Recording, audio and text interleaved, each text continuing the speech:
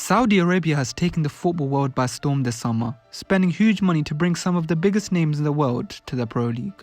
And as a result, the league has significantly improved in quality, to the point that it can now be considered one of the best leagues in the world.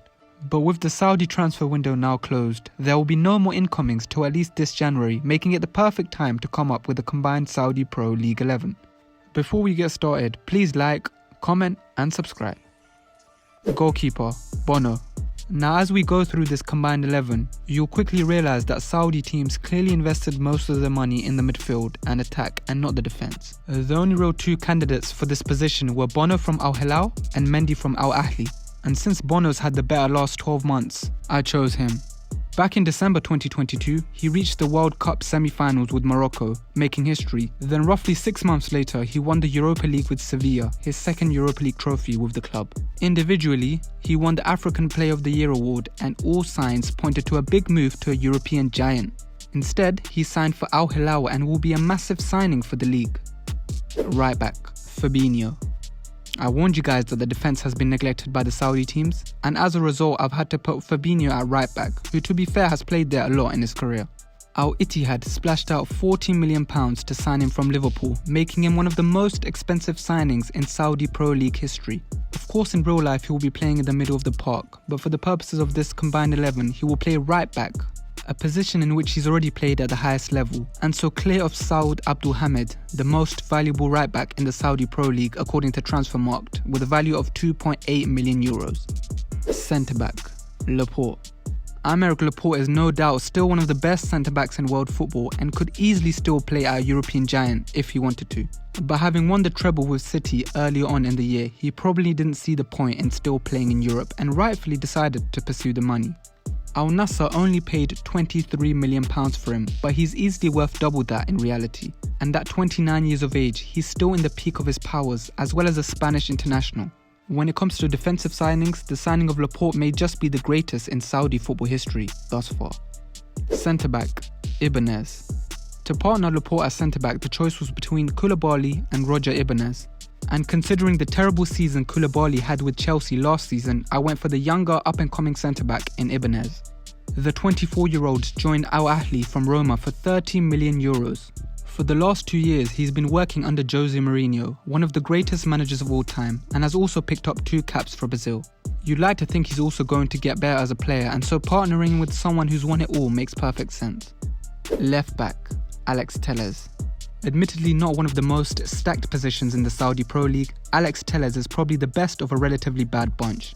Last season he was on loan at Sevilla from Man United and won the Europa League, and at Man United he spent most of his time on the bench behind Luke Shaw.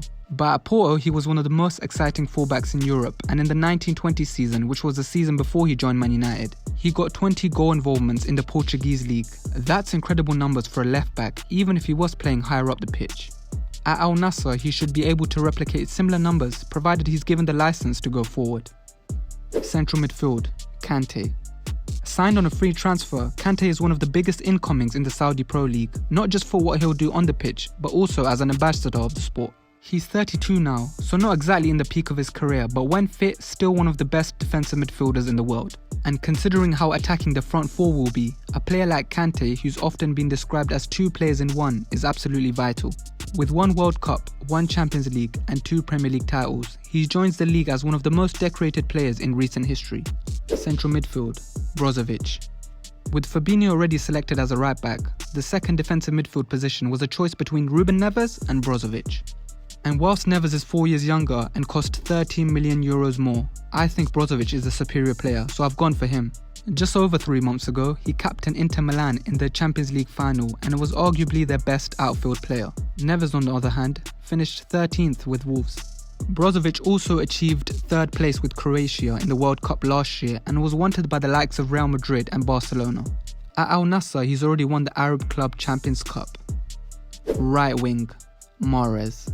Fresh from winning the treble with Man City, Mahrez has achieved everything he possibly could have achieved in European football. So it made perfect sense for him, just like Laporte, to move to Saudi, where he can maximise his earnings and be part of the most exciting project in world football right now. At 32, he's still one of the best right wingers in the world and hit 15 goals and 13 assists for City in all competitions last season. So he's clearly still got a lot to give, and for Al Ahly, he's got 2 goals and 2 assists in 5 games as of recording. Centre attacking mid, Neymar. Who would have thought that Neymar would be playing in Saudi at 31? Then again, who thought Saudi's football league would become one of the most high quality leagues in world football? Nevertheless, Al Hilal have got an absolute world-class player on their books. He is yet to feature for his new side as he was injured but is now fully fit and played during the international break.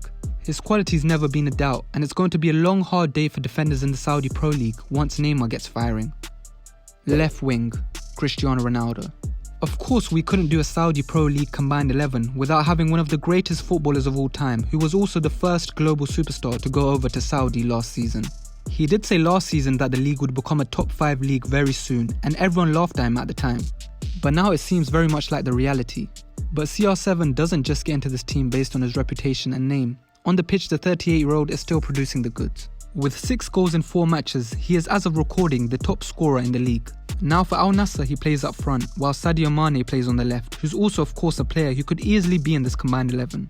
But in order to make the best possible team, Ronaldo will play in his old position on the left to accommodate our striker. Striker, Benzema. And that striker that Ronaldo must accommodate is current Ballon d'Or holder Karim Benzema. The other 2 options were Firmino and Mitrovic, who are both fantastic players in their own right, but Benzema is superior. 2022 was the best year of his career, where he at 34 won the Champions League, La Liga and the Ballon d'Or. This year hasn't been anywhere near as kind on Benzema, as he struggled with injuries and Real Madrid were nowhere near as good, but even then he managed 31 goals in all competitions last season. He could have easily stayed in Madrid for another year, but the money was too good to turn down, and now Saudi have one of the best players in the world playing in their league. And that was it for the Saudi Pro League combined 11. No doubt this team would on paper be one of the best teams on the planet. But how well do you think this team would do in real life? How far would they go in the Champions League? Let us know in the comments below, and as always, please like, comment and subscribe.